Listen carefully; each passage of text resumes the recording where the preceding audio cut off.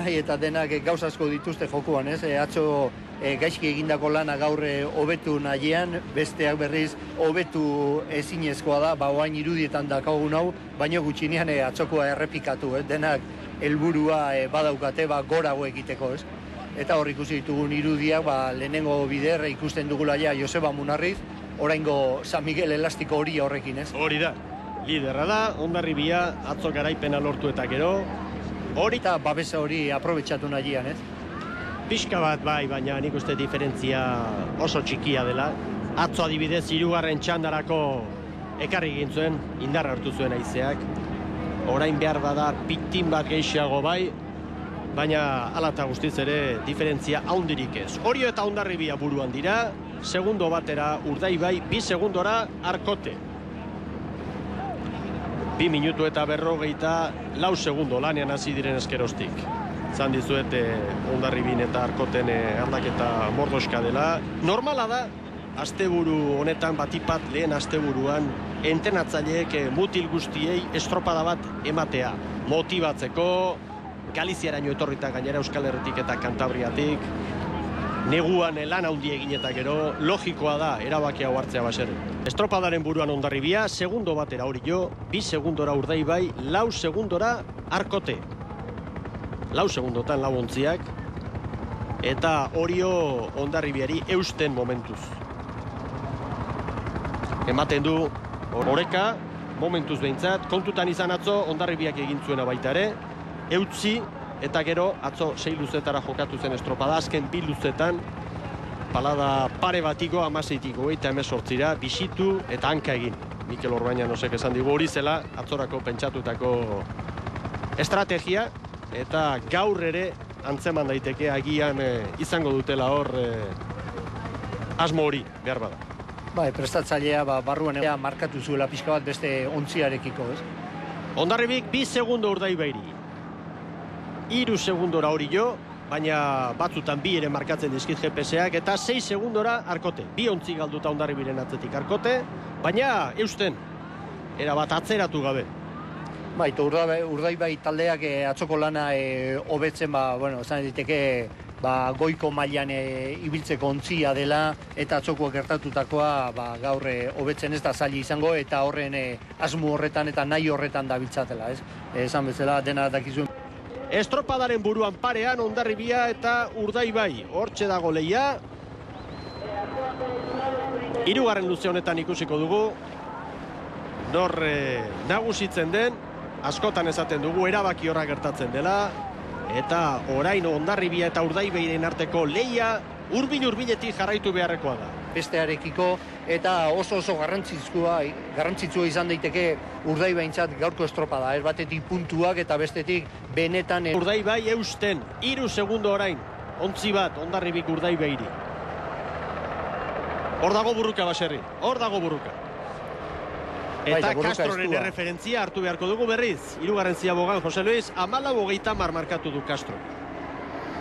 Eta minutu bat baino gutxiago falta dute Hondarribiarrek balitzara hurbildu eta 3. eta azken ziaboga egiteko. Castro bere estropat egin du erlojuan aurka bakarri lehenengo txandan, hauek lehia estu hauan, askotan ez da jakiten hobeago zer den, ez? Bakarrik zure lanean jarraitu edo aldamenean pixka bat bultzaka izatea o harrapatu nahien izatea, ez? Horgero emaitzak erakutziko dute zer izan den horbia, ez? Hemen dira. Estropadaren buruan Hondarribia. Gero 2. posturako lehian Urdaibai. Eta Orio Urdaibai du errentatxoa.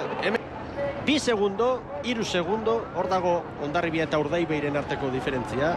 Une honetan, hau da GPS-ak ematen diguna. Eta egia ezan Urdaibai eustena. 7 segundora, 8 segundora Orio, 17 segundora Arkote. Urdaibaik erakutsi nahi du hori, ez? Atzokoa denak ikusi gendun stripua izan zela. Hondarribik Urdaibairi 5 eusten ari da. 12 Orio. Eta 20 segundoko atzerapenarekin Arkote. Behin-behineko sailkapenean gaurko denborak aztertuta Arkote, Kabo eta Mekosen atzetik genuke. 7. tokira joan da, beraz. ez da oso albiste ona Plentziakoentzat.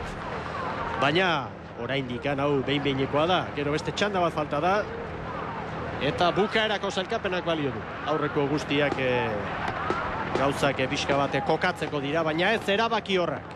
Atzo lan egin denbora, ea ba, bukaerako denborak errepasatu beharko ditugu. Hemen kronometroetan agertzen zaizkigu gora beratxo batzuk, eta egia ezan denborak nolabait bir konfirmatu nahiko nituzke. 19:17 markatu da hemen, eta konfirmatuko dugu. Epaimaiatik pasatako denbora Hondarribiarentzat 19:17koa da, Urdaiberentzat 19:23 du beharko liratekela. Eta iragarkien ostean argituko dugu hori, oraindik gure zerrenda ofizialean bi denbora falta direlako. Hondarribia 19:09 orain agertzen da, nabarmen beraz aurreratu dezakegu. Sartu diotela segundo bat eta erdi Castrori. Ofiziala beraz, Hondarribiak zuzendu datu hau, 19:09 denbora ofiziala, argituko dugu hori, oraindik gure zerrenda ofizialean bi denbora falta direlako. Hondarribia 19:09 orain agertzen da, nabarmen beraz aurreratu dezakegu. Sartu diotela segundo bat eta erdi Castrori.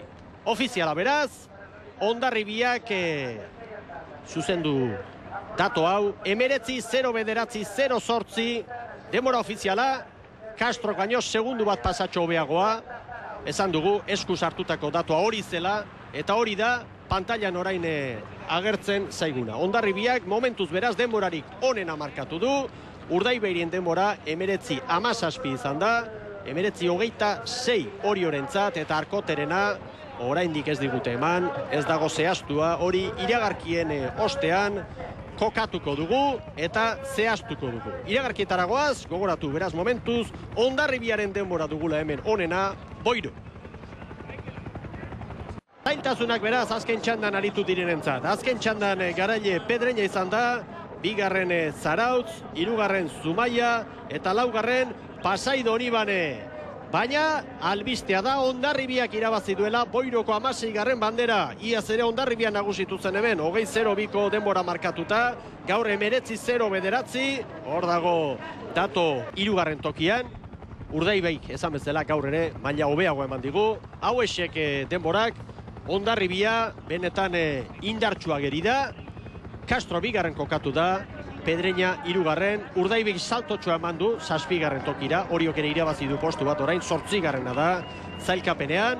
Asteburu honetan posik baita ere, Zarautz eta Arkote 13 punturekin, Zarautz 5. dago zailkapenean, Arkote 6. baina Zarauztarrak beheko mailatik igota. Eta Pedreña atzokuan arabera hor daudela kokatuak, deituta zeuden aurreneko puntu hortan egoteko, eta Urdaibaire poliki-poliki hor dagola, atzokua akatze izan zen, hori parentesis batean kakotxe artean utzi, eta gaur horre egindula izugarrizko lana 3. kokatuta, Bandera astitzen Joseba Munarriz, Hondarribiarren patroia, elastiko hori ere badu, San Miguelen mailota, lideraren mailota.